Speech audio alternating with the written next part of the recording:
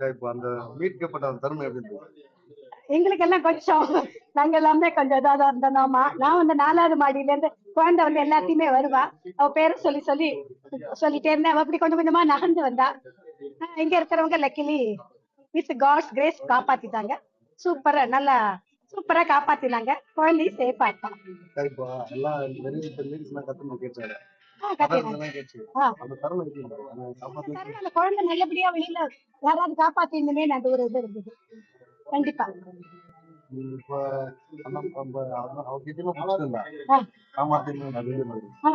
God's grace அந்த குழந்தை வந்து லக்கி லக்கி சைல்டு. சோ கடவுளோட அனுகிரகத்தோட குழந்தை நல்லபடியா காப்பாத்தினது எங்க எல்லாருக்கும் சந்தோஷம்.